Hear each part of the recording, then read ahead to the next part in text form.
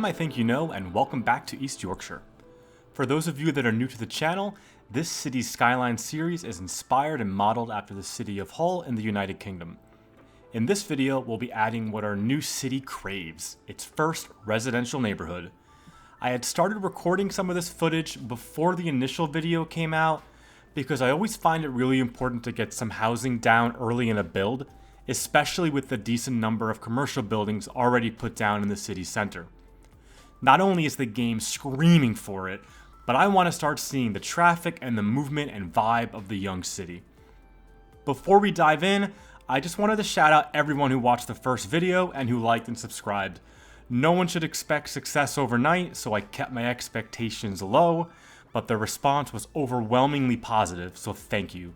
Please, if you haven't already, hook me up with the like and the subscribe below so you can find out about future episode releases. This particular build is based on the Victoria Dock, which is a former dock named after Queen Victoria. Previously used for industrial and commercial needs, in the late 20th century it was redeveloped into a housing estate. Vicky Dock, as the area is often called, is a popular place to live in Hull. And I mean, who wouldn't want to live in fairly recent construction with city center access, waterfront views, and the constant threat of permanent flooding in the future due to human-caused climate change? To start the area, I laid down some modern-looking quays to shape the edge of the coastline. I probably won't use this style in older parts of the city, but this is a way to start transitioning the river through the city center from being network rivers into a terraformed river. As you see me building out the road network here, you'll notice I skip around the primary roundabout connecting this neighborhood to the highway network. I had probably, an hour of footage recorded from this session, and I ended up hating the roundabout that I came up with. It was glitchy and uneven, and it really just had to go. The footage for Roundabout 2.0 is coming up at about the 8-minute mark, and I really think I nailed it that time. The housing I'm plopping down here is primarily two different kinds of UK-style detached housing. Additionally, on some of the street corners and on the western boundary, I've added some apartment buildings.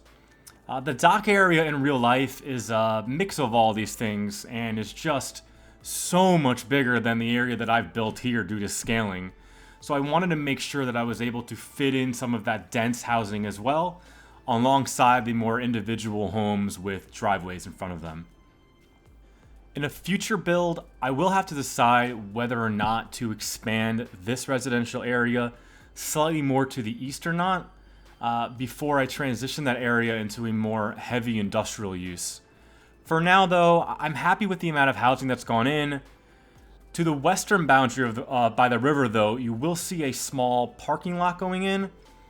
This area in Hull has become really its biggest local attraction, the Deep, a really wonderful aquarium. For now though, I'm going to leave that space open. I'm probably dreaming and getting ahead of myself, but I'd love to pay someone down the line to make a custom asset of it. It's one of my favorite buildings in that city, and I really can't think of anything that could replace it in this build. For the next few minutes, I'm doing some light detailing of the dock area.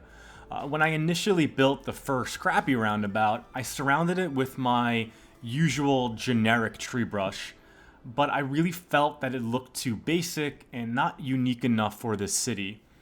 Given the geography and geology of the area, there really aren't a ton of trees around in general, so the ones that I do plop down really need to stand out. In order to achieve this, I looked up which species of trees are most common in this part of England, and I grabbed a bunch of those from the workshop. These included alders, Scots pine, and birch trees. So using those, plus some of the shrubs and bushes that I'm already subscribed to, really helped me to fill in and separate the neighborhood from the highway next to it. I somehow don't have footage of the little pub at the entrance of the neighborhood, but this asset just fit in there so well. It even has a little sign where I put down its parking lot. Directly across the street from that though, I've added in a primary school to service the area. And no school in England is complete without a few football pitches for the kids.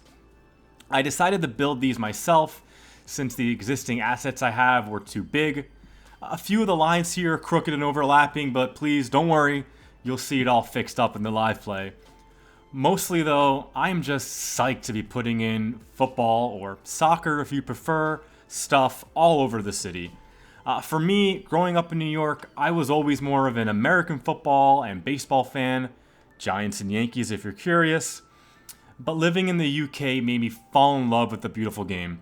It certainly didn't hurt that Hull clinched their second promotion to the Premier League right after I moved there, and unfortunately they were relegated once I left, yo-yoed around, and now sit in League One, the third tier of English football, but nevertheless, up the Tigers.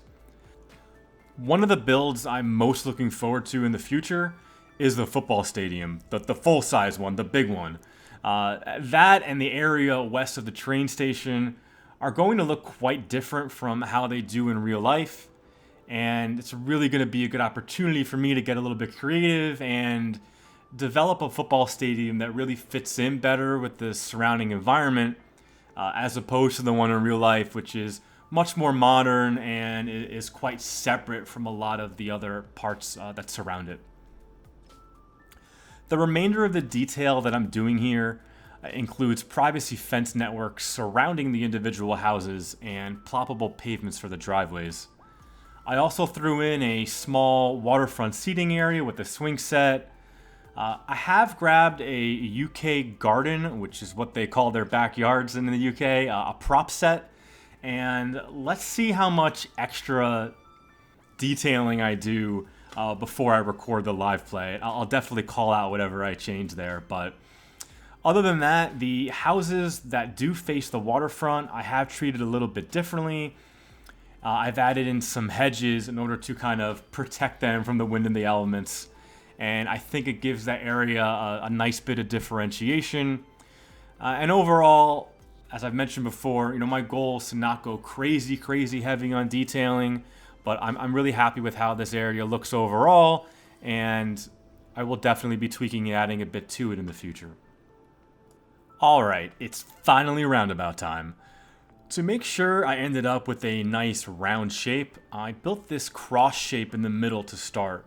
What's key here is that the 4 connection points are oriented to where they should be.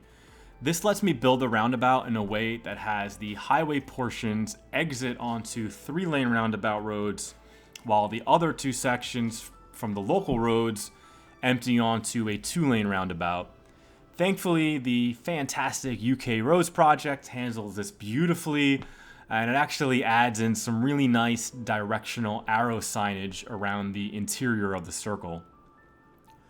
When I initially started playing with this, I was tempted to just have intersecting roads connect directly as single roads as opposed to one-ways on and off the roundabout, and use the node controller mod to widen and shape them.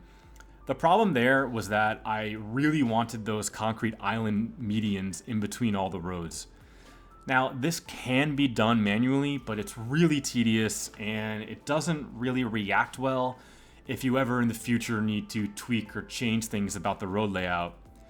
In the end though, I'm pretty happy with my choice because it still lets me use all the fun mods. It's really amazing to think how the node controller mod and the intersection marking tool mod have become so essential to the game and how immediately impactful they have been to creators who work in the game. Being able to get those smooth angles and to pull back my crosswalks with node controller was vital to the look of this roundabout. I also use the intersection marking tool, but quite sparingly. I've mostly used it to show where the third lanes open and close around the roundabout. I'm definitely not as skilled with this particular mod as I should be, but it's good practice as I move on to other areas of the city which will need it more. One mod I do know how to use really well though is Traffic Manager.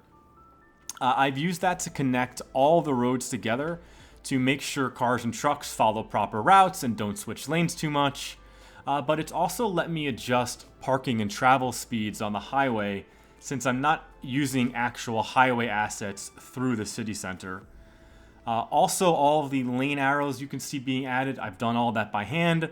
They do show up sometimes as part of the UK roads pack, but since the roads that I'm building are so short, the arrows aren't showing up where they should be. So I've gone ahead and added them in by hand, and I think it really adds some life to the roundabout. The one kind of life that I am having a real problem with, though, is all the damn pedestrians trying to cross this roundabout. I think I've mostly fixed the problem now, but you might still see some pedestrians scurrying about in the middle of the road. Is getting where you need to be on time really worth getting creamed by a lorry?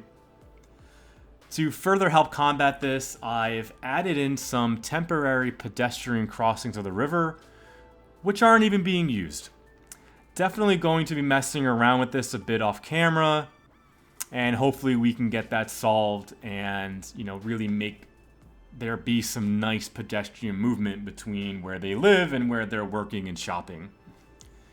Finally, the last bit you'll see me building is a loop of road just north of the highway, branching off of that parking lot we had built. This is going to be a light industrial and warehouse area that will get filled out in a future episode. But I thought it was important to put it in now in order to get some of the road networks in that area functioning a bit better. That is it for now, though. Let's move into the live play. Okay, so I ended up zoning out into the game and ended up doing a lot more than I thought I would to liven this place up. The first thing you'll notice is that we have some new additions. As I had been talking about earlier, I was really concerned about how I would transition this neighborhood and whether it would be big enough compared to the industrial area that will eventually go to the east of it. So what I've done is I decided the back of the pub should kind of be the boundary, and that allowed me to actually go in and add in a couple extra blocks here. So I've gone ahead and extended out the waterfront homes, added in this apartment with some parking, a few more individual houses, and some more modern looking buildings at the edge. And then right in between all that, I really love how this came out. A little bit of extra parking branched off of the pub with some kind of local shops, some bollards. I threw in some signs back here, just trying to really make it feel more like real life. Throw in a little extra detailing in the places that it matters. And one of the places that it matters, of course, is on the football pitches. As I promised, I fixed out all the crooked lines here, and they're looking good now, and it really provides me one of my favorite views of the city, with the skyline and the church and the train station in the background. And you can see this area is already picking up. Look at all these cars and people moving around. The game takes a little bit to fill it in, even though it says they're occupied. So as I've seen that happen, it's really come along nicely. As you move along here, I have some additional road signs and school signs that I've gone ahead and added in. But I did want to touch on that pedestrian issue that I was talking about earlier. I built out this little path and then a temporary walkway over the water, but nobody's using it. Instead, everybody's walking up this way and crossing over this bridge that I've built, connecting to the middle of what will eventually be this light industrial area. In real life, there's a post office in here, and I think there might be a good spot for that as well here, because I am using that DLC, so that would work nicely. And then finally, the roundabout. I have gone ahead and added in a few more little road wear decals, which I'm happy with. Not a ton. I don't want it to look really old and weathered, but just a few to give it a little more vibrance. And just overall, the look of it, how the flow is working, couldn't be happier. Really glad that I decided to redo this. It was worth the effort I put in. And then as we look at this light industrial area, we need to talk about the future. So don't get your hopes up, but nothing to the east of this will be built for quite a while, is my guess. What I need to be doing now is moving my focus to the city center, which already has some crazy traffic, is already moving quite a bit, but I really want to focus on the old town down here, adding in the rest of the buildings and very heavily detailing it before moving into some more areas around the main square and later to the train station. I can't really decide what I want to do next. It'll probably be the old town. It might be designing the train network in the city. We'll see. But I want to get the train done so that I can build some housing blocks, tower blocks, the football stadium, and the hospital in this area, which, you know, some big monolithic areas that'll help really make the city look nicer. But that's all I really have for today. If there's anything that you'd like to see in a live play in the future, please let me know. I'm happy to take suggestions and work that into what I'm doing. But once again, thank you so much for your time today, for watching episode 2, and we'll be back in just a few weeks with some more. Thanks.